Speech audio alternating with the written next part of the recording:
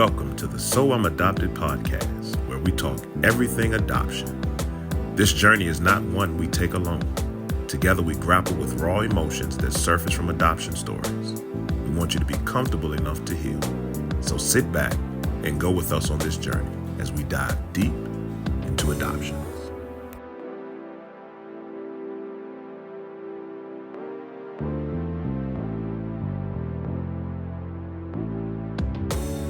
So, welcome back to So I'm Adopted podcast. This is our second episode. I'm Lisa. I'm John. And so we are adopted. We wanted to, again, create a space for adoption truths to be shared. Even though we both have we share commonality. Right, commonality. I kind of like to pull that out. I don't know if that's a word or not. It is a word. Is it? Okay. It's a word tonight anyway. So we have that bond, Right. but our stories are totally different. Mm-hmm. And we just wanted to give a space to where as we talk about our own stories, mm-hmm. we wanted people to hear our conversation and eventually be able to share their stories as well. It's interesting because I even think about initially we didn't know that each other were adopted and had this story. I know. And it wasn't until actually I found out that I was adopted. But even after you found out, I still didn't know. I remember Titus told me, because you didn't make it like public. True. So Titus had kind of shared with me, well, Lisa is, you need to talk to her. And I was like, wow. And then that's when, that started. And that was... We've known each other. How long we've known each other? 17 years. Yeah, 17 years. Since 17 years? Okay. Mm-hmm. 17 years. I was going on for 20. Feel like 25. Okay. But, this podcast is where we will hear adoption truths from adoptees, adoptive parents, and the birth parents and families, the whole family, the whole village. We'll also have input from licensed professionals such as psychiatrists, psychologists, social workers to get a deeper understanding of the adoption journey. Hopefully, these stories and perspectives will give hope, understanding, and courage to those who are adopted or even considering adoption, because there's so many different layers to it. Mm-hmm. And along with the journey of acceptance, reconciliation, and maintenance of being adopted, those are the things that we decided are pillars of the journey. Your journey may be different, but you have some level of acceptance when you first find out. Mm-hmm. Then the reconciliation of coming to terms with the adoption. Yes. And that's not even considering a reconciliation with birth family and things of that nature. There has to be something internal within you. Yeah. That you reconcile that, this is my truth. This is where I am. And then once you do that, the maintenance is when you bring the other pieces of the puzzle to the table. So that ultimately makes for a amazing journey. And I would curious, I'm gonna have to do some research on any books because I haven't really looked at any books for adoption. The whole time that I found out and when I started my journey, who is, telling the story from a standpoint as an adoptee that it speaks to me, what truths are out there, in book world. They're out there. Okay. There's quite a few out there. Okay. Actually, I can't think of them off the top of my head, but but they are out there. Okay. But I know that last week we talked about when I found out. Yeah. Right? When did I know? And what's interesting is I've heard the story, I know it, but as you were telling it, it gave a deeper understanding and it painted a different picture. And it was almost like I was walking with a camera behind you, giving that, story. Right. So it really illuminated. So I can only imagine those who heard it for the first time, how they were able to envision that journey and the emotional ups and downs or ebbs and flows to it. Yes. But this week, we're going to talk about when did you know? Because you gave us a little nugget last week. I did. And you said that, you were a child at the time. I was. So I have a lot of questions because okay. As a child, how do you reconcile that in your head? So, John, tell me, when did you know? So I remember being outside. We grew up in that age when we played football in the street, Right. right? And we were outside playing football, and normally we would drink out the water hose, or we could go to the various houses in the neighborhood because we had those community houses. There's somebody that had popsicles Wait, for pause us. for a second. I gotta get comfortable. We had that one neighbor, his mom had popsicles for us. Somebody's family, they had beer for us, even though we were young, because that's what they did. They would give us the champagne and beers because we'd be outside. Now, mind you, they didn't start doing that till we got older, but that's just the culture of the neighborhood. It was that village. Right. So we're outside playing football in the street, and I had to go in the house, use the restroom. And I don't know what the conversation was, and I never really asked after the fact why that moment, but everything happens for a reason. So I went inside, and my mom said, "Come here, John." And I said, "Hey, what's up, Mom?" She says, "I'm going to tell you something." She says, "You're adopted." And Just like that? just like that, she was sitting in the kitchen. It was her, my dad, and it was some other people there. Okay. I do not remember who. And I was like, okay. And went outside. Went right back outside. And I want to say I probably was maybe 7. I was real young. So they just called you in? Well, no, they didn't call me in. I just happened to come in the house. Oh, okay. So I'm not sure if they were having discussions. Probably were. Or maybe somebody was like, you might want to tell because they doing X, Y, and Z. And my mom dropped it and like she kept cutting corn. I was like, okay. I went back outside and I remember after we finished playing, I told my partners, I was like, yo, I'm adopted, man. What does that mean? And the first response was, you lying. I was like, I'm not. We can go ask. She just told you. That's what they told me. So then that's when the questions started for me. And it was, okay, wait a minute, what does this mean?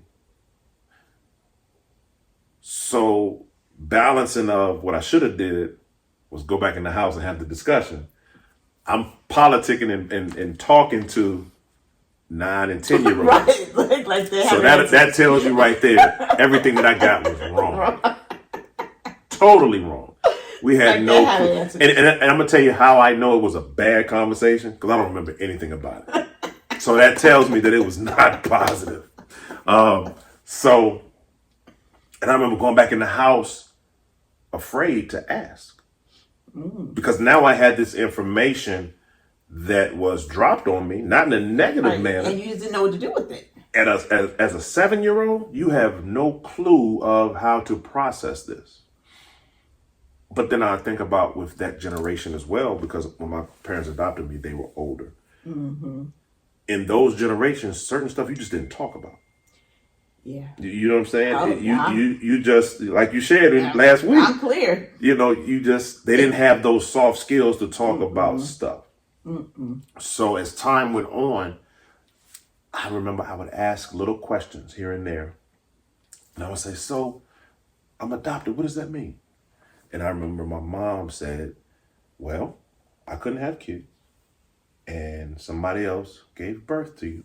And then me and your father adopted you. And I would ask that same question and I would get the exact same answer because that was a safe question. Right. I didn't want to push the envelope. And then at least you had to sit down of that question. Right. I had that question initially. I didn't have it. And so that was the initial. And I always grew up understanding it. So then my question evolved to, so does everybody know? And she said, yes. So I would start asking my cousins, did you know? And of course, my cousins, they knew, but they didn't really understand because I was part of the family. So how long after they dropped the bomb on you with no chaser, did you ask the first time, what does that mean?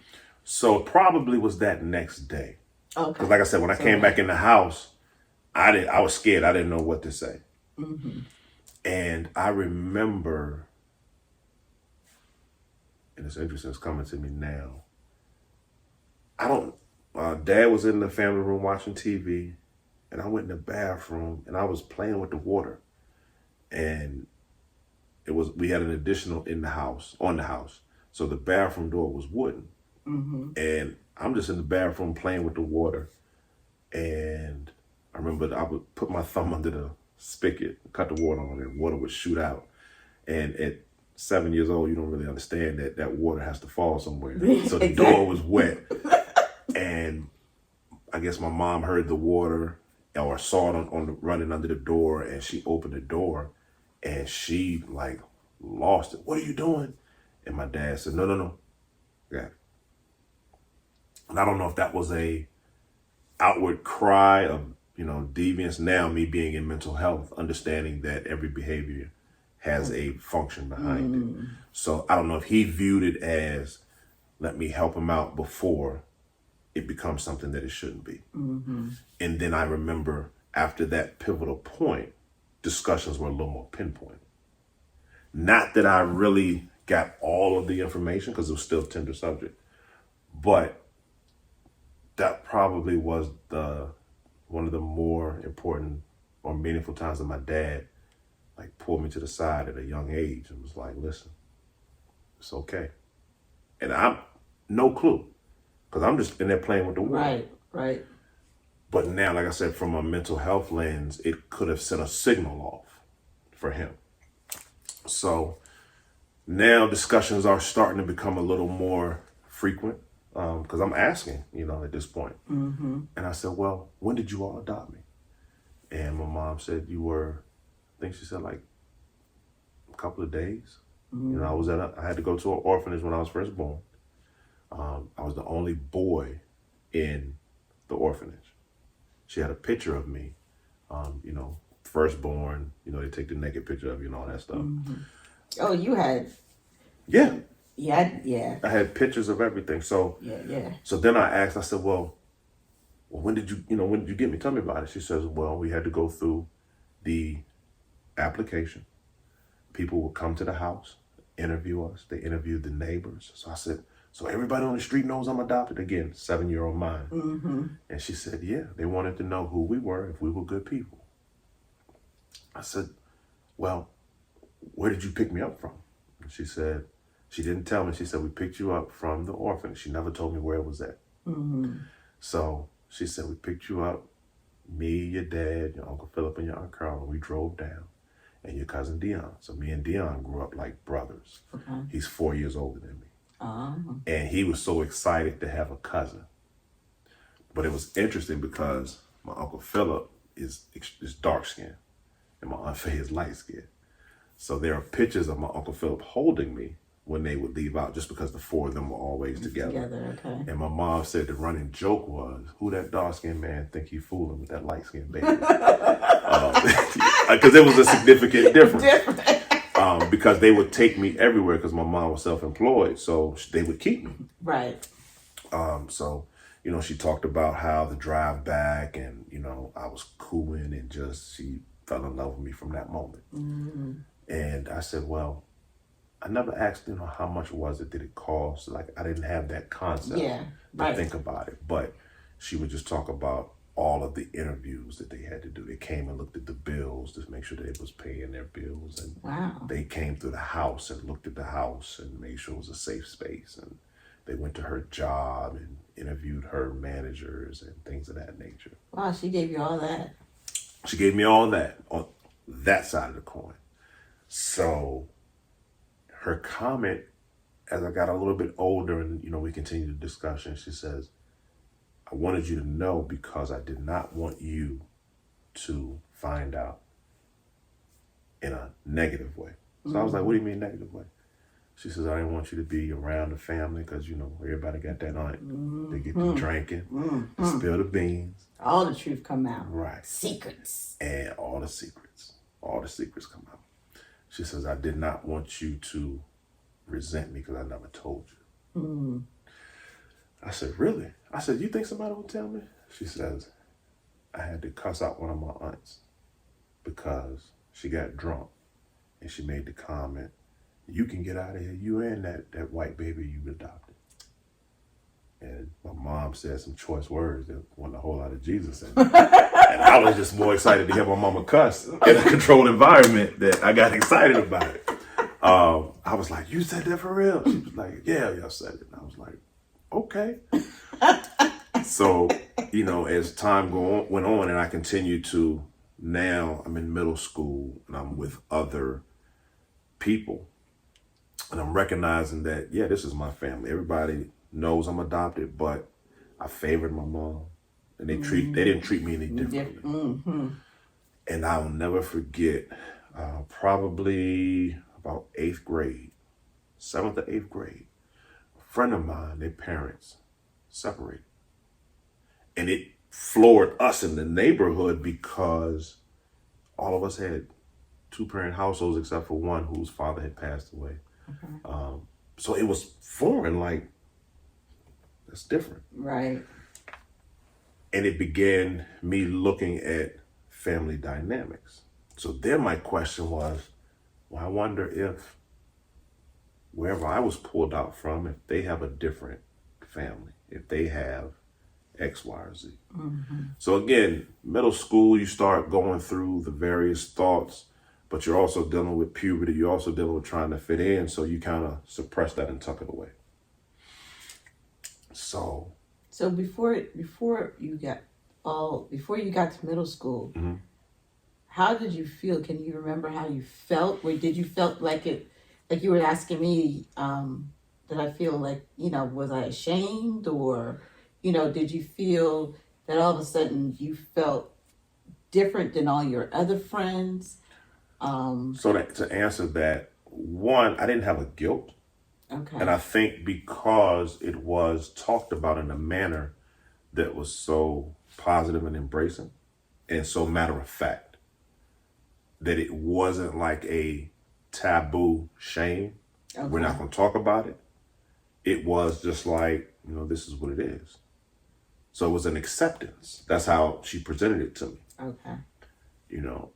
And then I think about it, I don't think my dad never even really said anything. Yeah, the men normally don't. The fathers normally don't. Going back, now later on we had discussions, but growing up, my mom was the one that, and her and I, we talked all the time.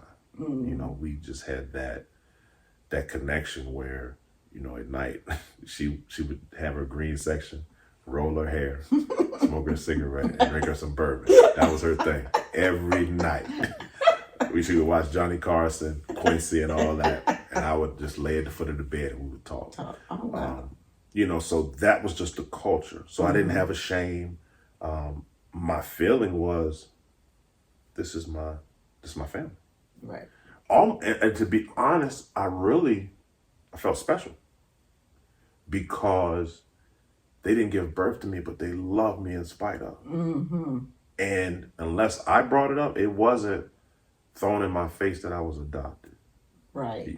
So right. It wasn't a negative thing in any manner. And I'll never forget, I don't know how it came up at school, one of the guys made the comment about, you're adopted, something, and he tried to make it a negative.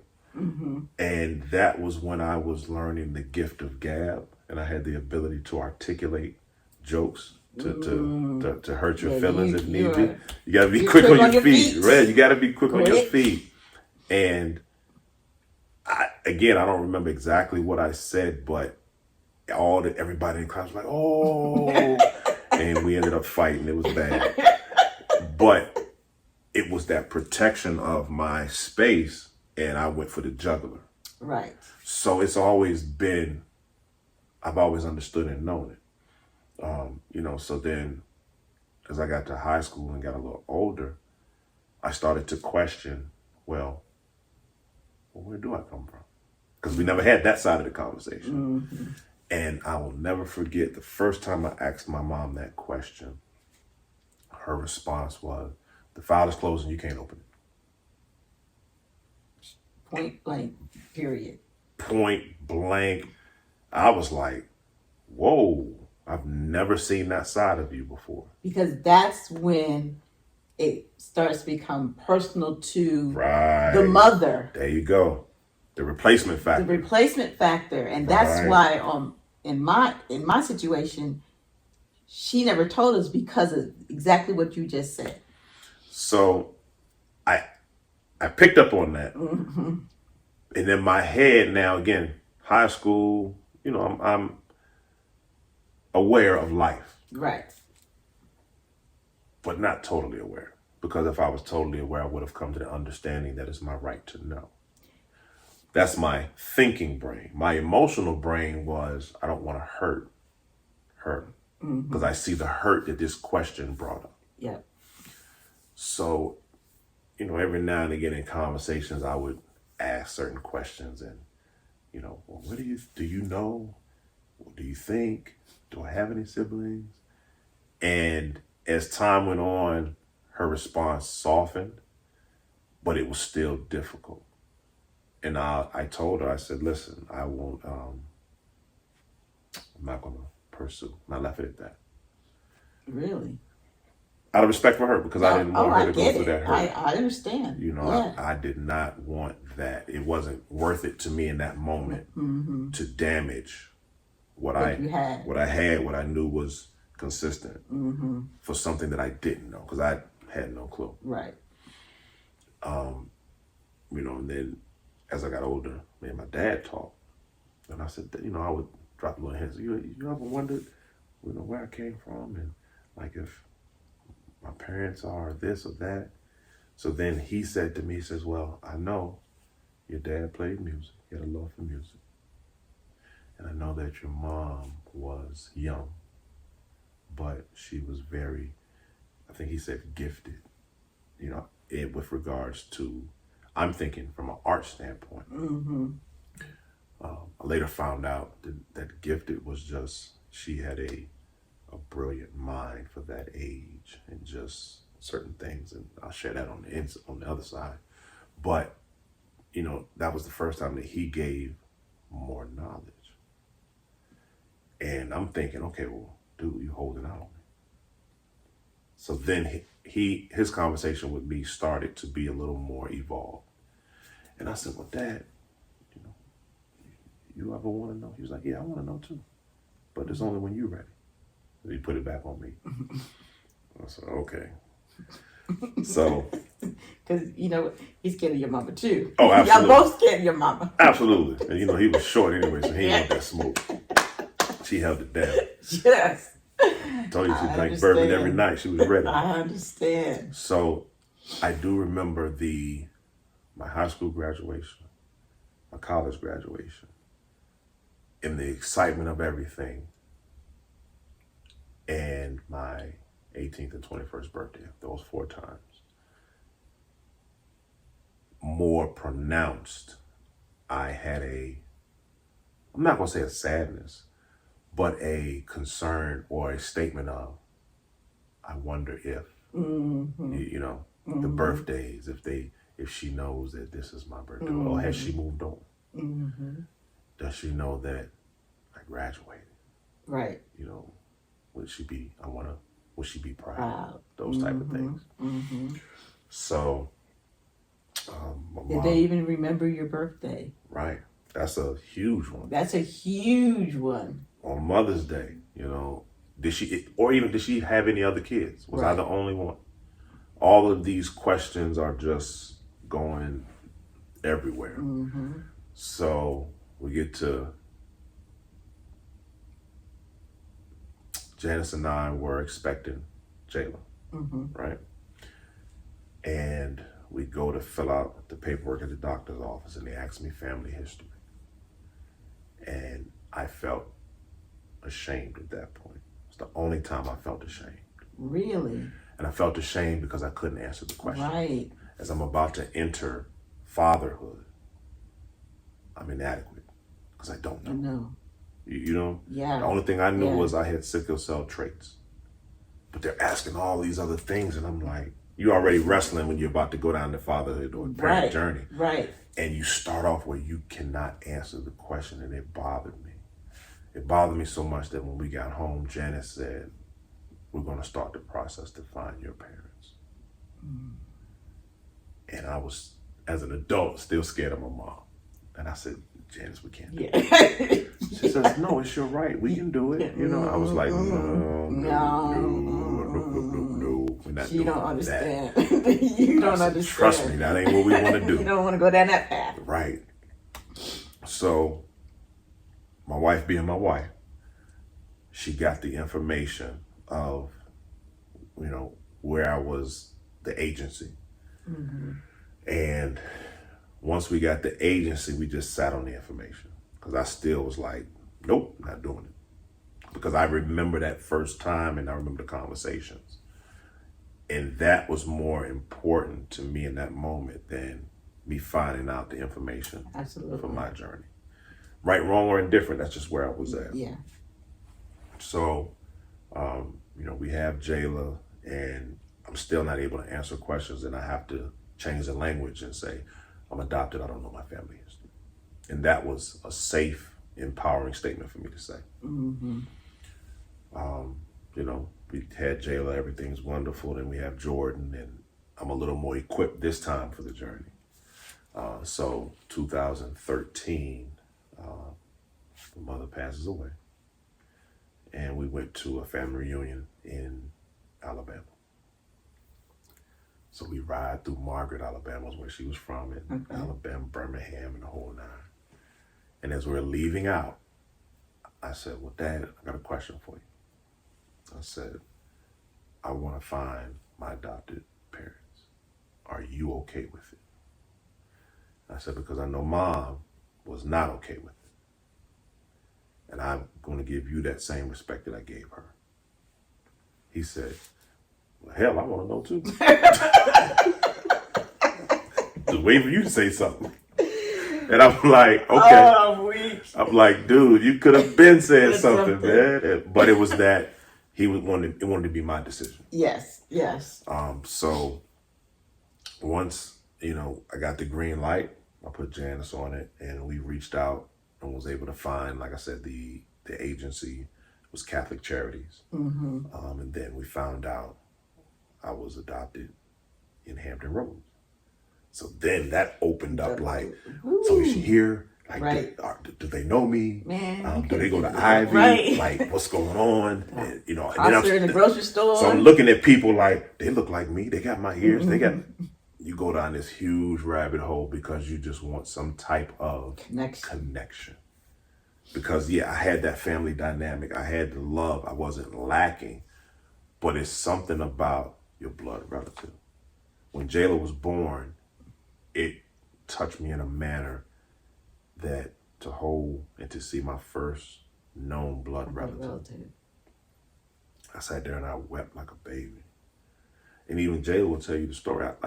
I let her know, like, you were my first blood relative I met. Mm-hmm. That's a badge of honor for her.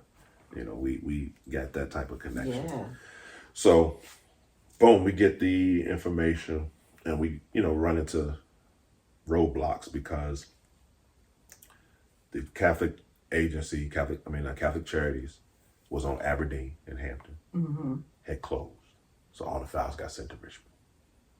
Okay. So now it's just like, you got to go, this organization is holding it and you don't know. So it's like, do you pay somebody to do this? What exactly. do you do? You just don't know. And I didn't know where to go. Mm-hmm. So I'm just like, okay. So we reached out, sent an email, and I think we reached out to somebody that had gone through the process and they said, well, talk to social services.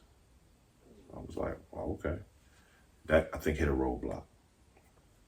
So then talked to somebody else and they were like, well, if you know Catholic Charities was the one, send an email to them. Let them know that you were an adoptee through them and you want to start the process of finding your file. Sounds very simple, sounds logical, but when you don't know, you don't know.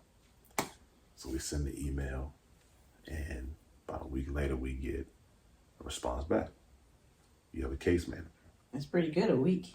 It was a week. Wasn't a long turnaround at all. Yeah, that's very good. And then now from the time we got the case manager until she called back with the file, probably was about 4 months.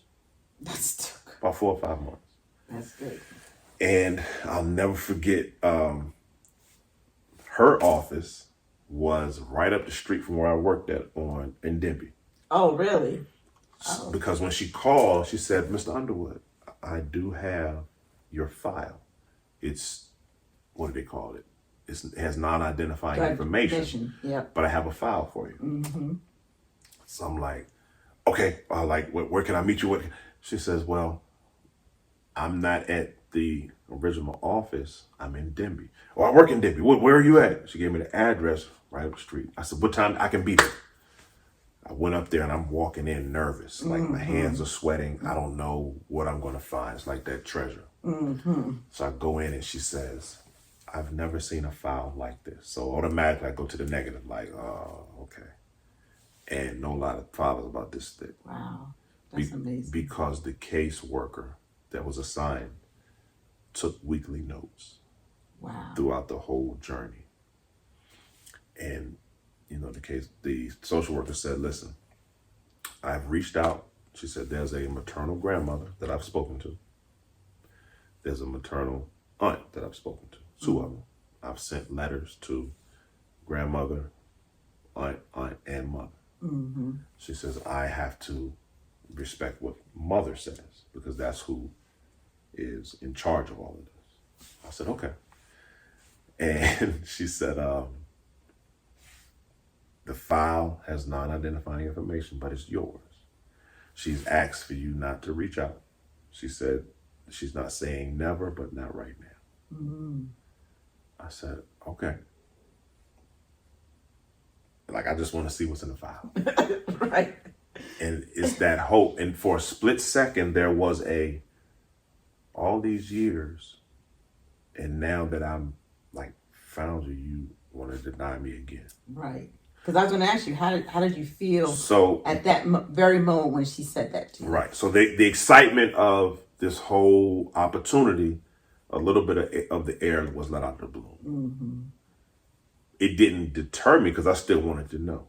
Right.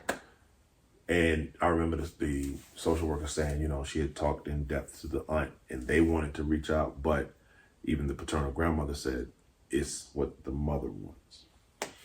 So I get home and I got the file. Janice is not there yet. I said, "Listen, I got the file." She was like, "Have you read it?" And I was like, "I can't read it. I don't know what to do with it. I don't know." So we sat in the bed when she got home and we read it. And I remember being so empowered as I read it because subconsciously it answered the question of, you're not a mistake. You have a story. Mm-hmm. You know what led up to that. It validated the unknown. When you walk and I can't speak for everybody, I know for me, even though I was loved, even though there wasn't lack, there's still this unknown. No. Mm-hmm. There's this, these parentheses that have nothing in it. Mm-hmm. That at times, depending on your situation, you fill with other stuff. But now I've got concrete information. And I had told myself, well, even if I don't get anything else, I'm fine with this. Mm. Were you really? No. Okay. I still wanted more, but I was preparing myself if this was all I got. Right. Trying to be proactive in the language. Yeah. Right? Yeah. So we go through it and we're online looking because we found out the location and Emporia and all these things. And we're Googling and looking because they said something about, the town and all these different information. So we're trying to Google and like I said, they had blacked out the identifying information. Mm-hmm. So mind you, it's like maybe 11 o'clock at night. Janice got home at 4. So the whole time we're going through the file. And she's very sober, like, "Okay, how are you feeling? Are you overwhelmed?" And just trying to make sure that my mental space is positive. Right. So something in Janice was like, "Wait a minute." She takes the paper and put it up to the light. She was like, "Oh, okay, there's the name." Oh, wow. And we just went, it was me, her, and her best friend from growing up on the phone. Because she's like Janice's inch-high private eye. Yes. And, Sean is like the Scooby-Doo and the Mystery Machine. And She gonna find all the clues and put it together. Sean is the ride or die. So we start looking and we see the names and we start Googling and we go to Facebook. Of course, everybody's on social media, right? And I'm like, okay, so at this age, if she was 14, then she's at this age. So maybe she's into social media, maybe she's not. And we start looking. And then we found her name, the maiden name. So we started looking, and then we found on social media a guy's profile. And we were like, this could be a son. He's younger than me. And we were like, it's 1 o'clock in the morning. We going to bed. Because I had just started a new job. This is 2018. I'm like, yo, I got to go to bed because I got to go to work tomorrow. 2 hours later, Sean calls back. She says, I found him. She ain't go to bed. Y'all went to bed. She ain't like, go to bed. We were like, what? She says, I found him. She laid down. I mean, I don't know how she did it. Wow. And she had sent a message to my brothers. What? She sent a message through Messenger and was like, listen, I'm not crazy. You know, every time somebody start out with that. She said, I'm not crazy. This is who I am. But the reason I'm writing is because my brother has just found his file from his adoption and we think that you all are connected. So my brother, that's a year younger than me, or 18 months, he responded and said, listen, I just got off of work. I'm sorry, pause for one moment. Go ahead. So how old was your mother when she gave birth to you? She was 15. 15. She was 15 when she And then how old is your brother younger than you? 18 months. Okay. So all right. What I found out later was after she had me, she went back to school and met her husband. Oh, okay. So she met her husband and... She was a young bride. Mm-hmm, she was a young bride. And they were together ever since. They had 3 more kids. Wow. Yeah. That's... It's interesting that didn't deter her from moving forward in finding someone and getting married or anything, and considering all, that's true. You know, that's pretty good. So my younger brother, he says, I just got off of work. Give me a moment to process all this. And now that I know him, I totally see that. She had also sent a message to my other brother. His response wasn't as positive or polished. Oh, really? And how many years? So he is, I think,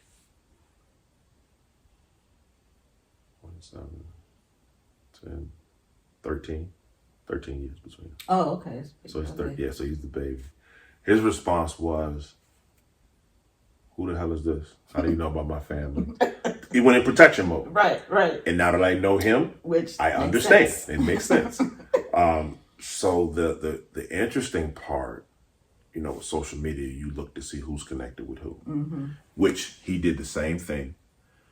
And again, like I said, the brother that's right under me, that's a year younger, he went to sleep. He slept on it. But the other one started to look on social media of who I was.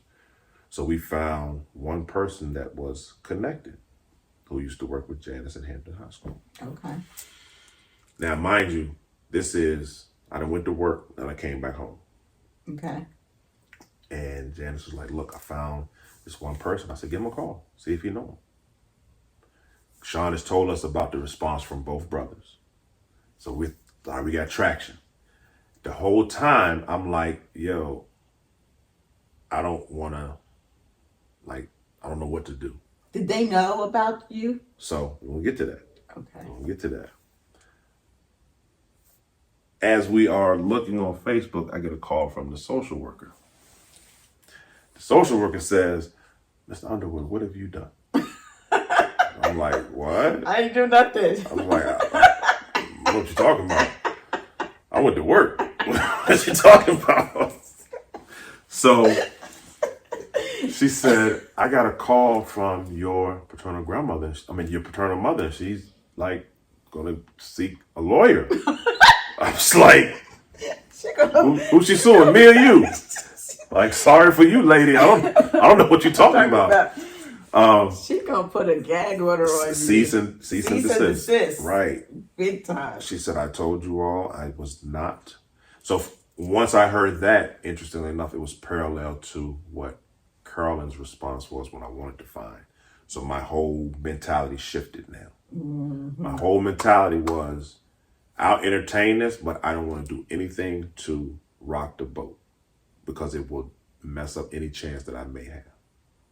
So Janice and I had conversations. I was like, look, don't mess this up because y'all want to go down this rabbit hole. Exactly. So we reach out to the friend that worked with her at Hampton High. And she says, hey, I just want to, talk to you about it. I got a situation and it's going to sound crazy, but we just found John's file. He was adopted. Oh, okay. And we think that you're connected with one of the family members, the brother. He said, oh, what's the name? And when she told him the name, he said, yeah, I know them. Those were my neighbors growing up. Oh, wow. What? And he said, I could take you to the house right now. Great people. And he said, now to think about it, John looks just like her. So I'm crying hearing this because now I got an image. Right. He says, we've gone on vacations together. He says, yeah, I know the family. So I'm like, well, who exactly. is, give me, just that, give me all these answers. So at that point, my brother, the youngest brother, had reached out to the same person because the guy said, he reached out to me earlier and I wasn't able to talk to him. Oh. So Janice said, when you call him back, tell him, who we are and let him know we're not crazy. So he said, I will. He said, I definitely will. He said, matter of fact, let me call him now. So, they had their dialogue about who I was and he shared with him. He's like, I worked with his wife. I've been in his class where he teaches, at church. Mm-hmm. Great family. You want to get to know them. Great family. So at this point, my brother that's a year younger, he reaches back out and he says, hey, we need to talk. So I'm like, okay. So we talked. He was like, what's up, man? I said, hey. You don't know what to say in that situation. Trust me, I know. So as we began to talk, he said, man, I've known for a while, and he shared with me how he found out. Okay. So he went to North Carolina A&T, played football. He said he came home for a while, and he just happened to be at his aunt's house. Aunt dropped a bomb, and aunt was like, you got a brother. He was like, yeah, I know I got a brother. I see him all the time. Oh, you got another brother that's older than you. And he was like, well, whatever, shut up. And he said he thought about it. And he said, Grandma, when he went, I got another brother. Go talk to your mom. Mm. So that started that discussion. Mm-hmm. So he knew for a while. He knew.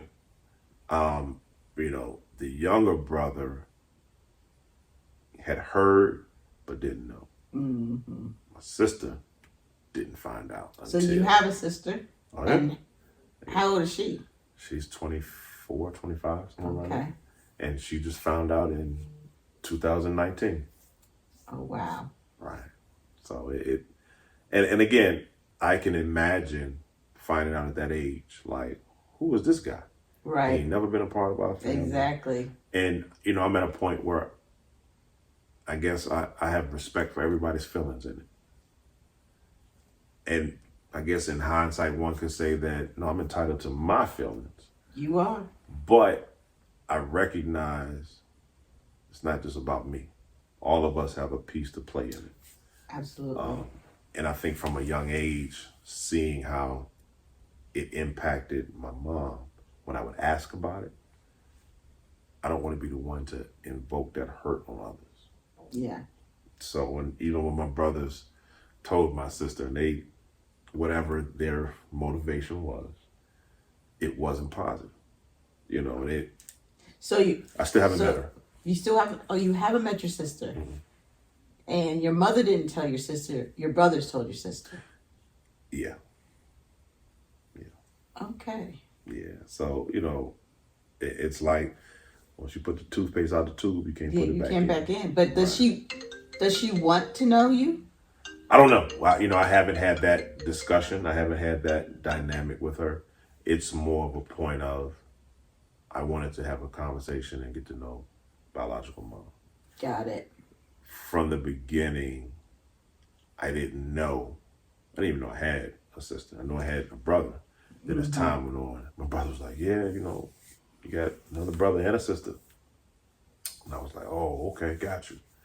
So I met which one did I meet first? Being the year younger brother, we would talk all the time. Mm-hmm. But then the younger brother, he and I talked, and we met. And we went out to District 41. It was so crazy because Janice and the girls were in the car. And I was like, who can I call to be in the parking lot just in case? Because he had already popped off. I don't know. Right. So I had some folks out posted around. And we were in a safe space. The bartender was a good friend of mine. Okay. And I let her know, look, this is what we're going to do. Don't want no fool. She's like, I got you. So everybody's going to learn. And we talked, and he explained his side from a protection standpoint, which I totally understood and respected. Right. And I told him, I said, look, man, I'm not coming for anything. I'm just want to know. And I said, I would ask questions about biological mom. And his thing was, that's on her. When she's ready to do it, she'll do it, but she's not going to stop me from having a relationship. Right. So I appreciated that. And then there was an aunt who was 11. She's only 11 years older than me. So she remembers when biological mom came to Hampton Roads to have me and the whole ordeal. And she reached out to me through Ancestry.com because I was like, I'm not getting anywhere here. Right. Let me do this. Yeah. We connected and we talked, and she said, I have been praying for this opportunity. So I was like, wow. Again, little bits and pieces of the story. Yeah. And I ended up meeting her probably 6 or 7 months after I got the file. Got you. So I'm sure she was able to shed light on quite a bit. Oh, she dropped all the tea. She ain't held on back. Nothing. Oh, okay. Nothing. So I would ask her, I'd be like, hey, so this, and she's like, no, baby, that ain't what this is what happened. And I was like, oh, okay. Oh, wow. And again, I had to recognize, all right, is biological mom going to be upset because I'm talking to her? Mm-hmm. But then that's my right to talk to her. I don't know how to operate in this space. Right. So she said, I'm coming down to your church. So her and her daughter, they came down to church and we went out to eat. And again, it's that opportunity to connect to something. And it's like, oh my God. That's blood. Right. That's really your family. And, Janice being very cautious, she was like, listen, we don't know them.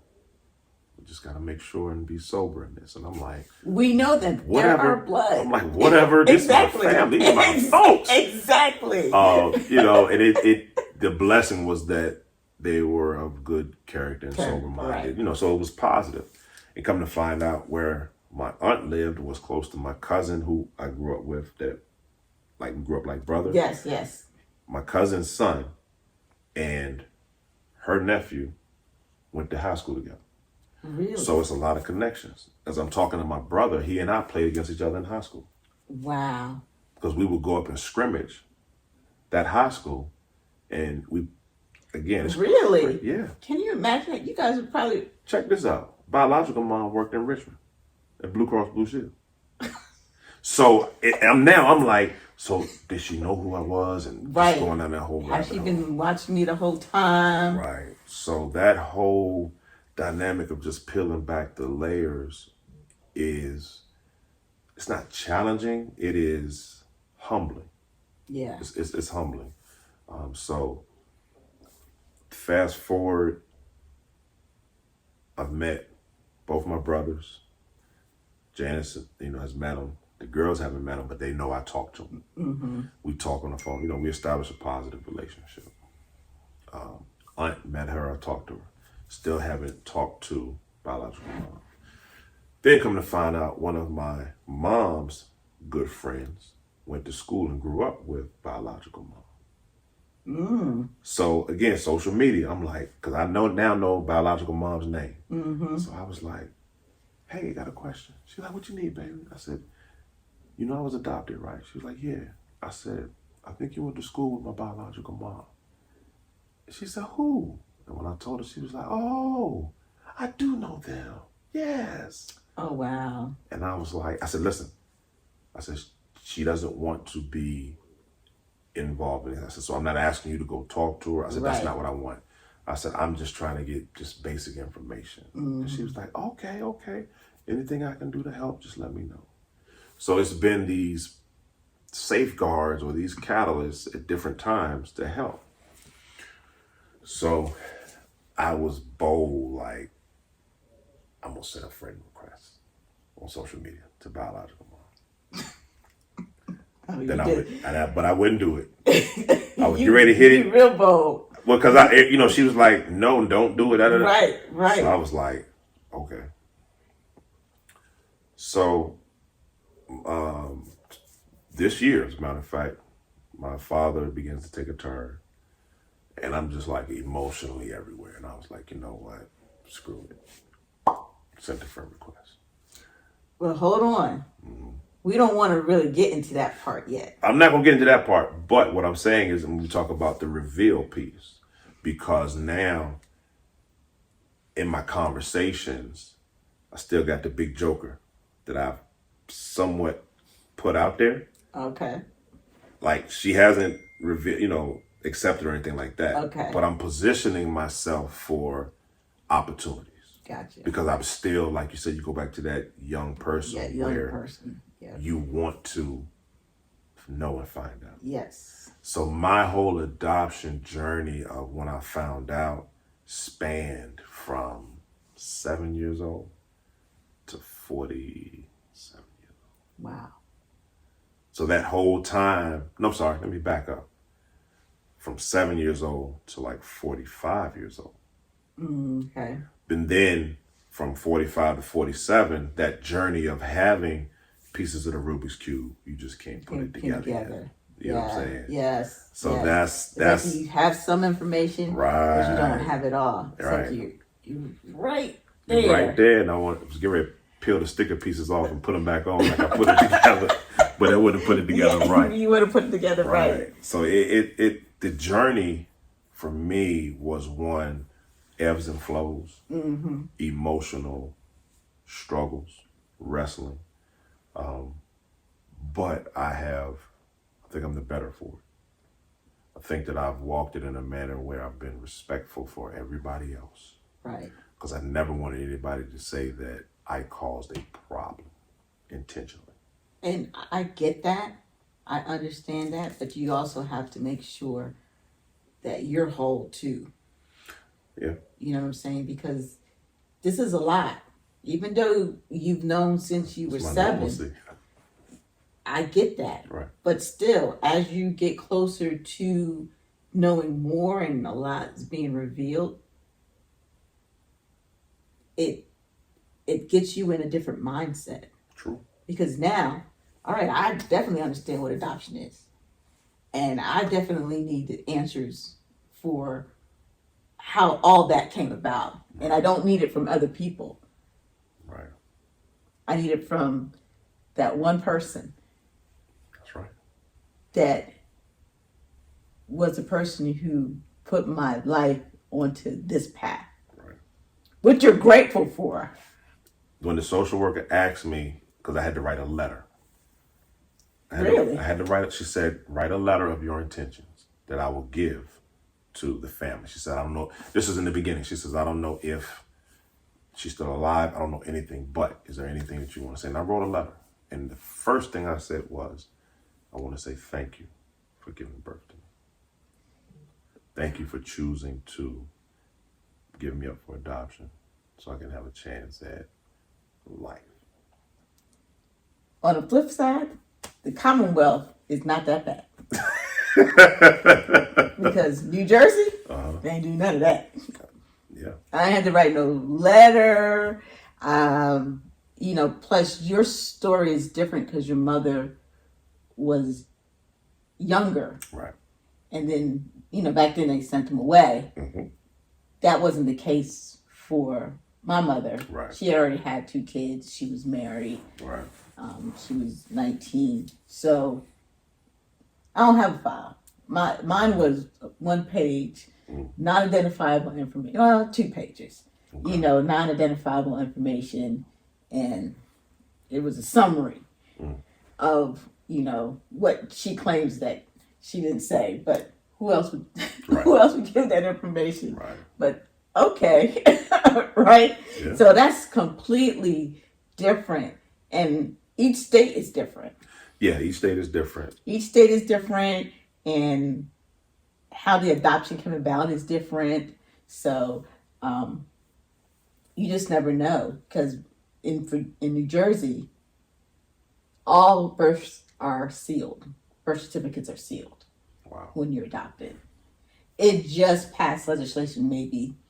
So it's sealed to a point where you can't get it open? Correct.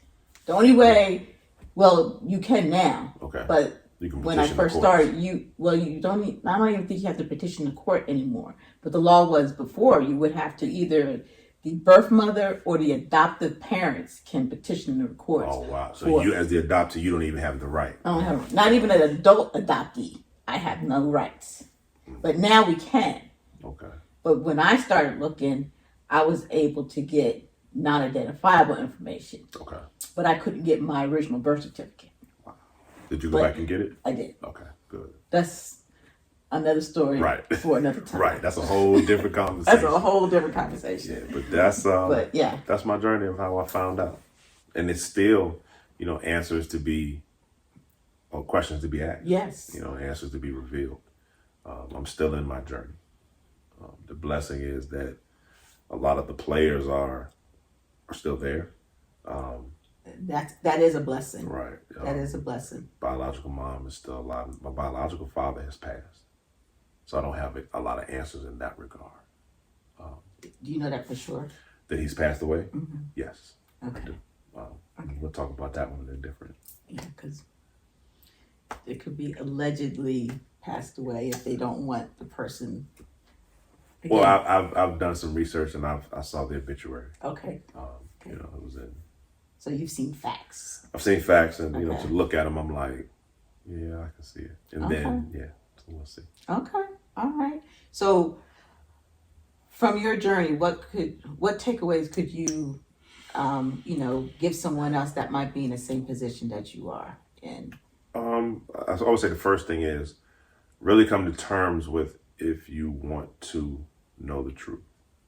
Because as much as I was excited, what happens on the flip side if you get information that you don't want to hear? Mm-hmm. What happens if you're rejected? So you have to come to terms with the reality that anything may happen. Because what would have happened if birth mom says, that ain't never happened? Right. So now you have to deal with that rejection of not being validated. Right. You know what I'm saying? Mm-hmm. So you have to be real sober in pursuing on this journey. Number 2, I would say, seek wise counsel about how to do it, because there are a lot of entities that will take your money. Yeah. And because it is an emotional journey, you'll pay and you don't necessarily have to pay. It's your right. You just have to know the processes for the states and things of that nature. Do your research. Yeah. But because it's so emotional, you'll make an emotional decision that you don't have to do. Yes. So be prepared for the journey. Be prepared for what may happen in the rejection. Do your research. And then number 3, I would say, whatever the outcome, whatever the journey, seek some counseling. Seek some professional counseling, because knowing what we know now, it's a level of trauma. Yeah. because that normalcy that you've had for however long, when it is interrupted and redefined, it's a change. Right. Good, bad, or indifferent, it's a change. And going to somebody from a professional lens to help you identify, understand, and manage the change is beneficial. Because it's not always a negative, it's not always a positive. Sometimes it's just the facts. Yep. And now you're left to navigate this space. I would just encourage, really seeking out counseling. And again, in our culture, we look at counseling from a negative standpoint. We do. Because we, one, want to afford the opportunities. Two, and I just think over time, as mental health has become more relevant in our society, it's become more normalized to go to counseling and seek assistance. Yes. There used to be negative connotations of, you're going to see a shrink and all these different negative things. Whereas now, it should be looked at the same as you getting a tune-up on your car. Yeah, it's more acceptable now. Yeah. More acceptable. A lot becomes more acceptable after 2020. You ain't lying, because that was traumatic for everybody. Yes, so Indeed. it's definitely more acceptable. Yeah, I'm a strong believer in counseling. So I'm an advocate as well.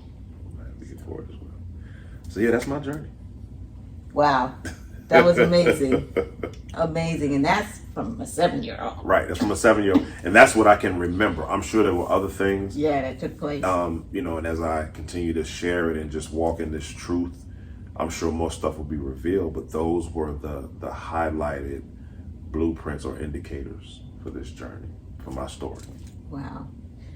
So you can see we both have that commonality of being adopted, but our stories are totally different. Totally different. Everybody's story is not the same. Yeah. But we understand everyone's journey. That's right. We respect everyone's journey. That's the key. You got to respect and embrace the journey. Yes. That's the key. So that's it for this episode of So I'm Adopted. Stay tuned for our next one. I think we're gonna, I don't know what we're gonna talk about next time. I mean, we'll see. Yeah, we'll see. It's organic. The discussions are organic, and the main thing is that we're still in that place where we talked about that acceptance, because we gave the journey, but the emotional responses. Your emotional response when you first found out was different from when you didn't know, and it's like you're going in this direction. But then for me, at 7 years old versus 47 years old, and then as you find out more information, do you get angry? Are you happy? Are you indifferent? Right. Have you suppressed it to a point where that's not even something I talk about? Right. Because I need to stay in this space. Yep. And next time, we're going to talk about when we first met our birth mothers. Yeah, that's going to be good. Yeah, that's a story in itself, right? All by itself. All by itself. When we finally met our birth mothers. Absolutely. So thanks for watching. I hope this has encouraged you and given you hope in some way. And until next time. So we are adopted. Thank you for listening to the So I'm Adopted podcast. We hope that this was informative and educational. You can follow us on Instagram and Facebook at So I'm Adopted. Also, subscribe to our YouTube page, So I'm Adopted. And again, thank you for listening. And until next time, make the choice to begin your healing journey.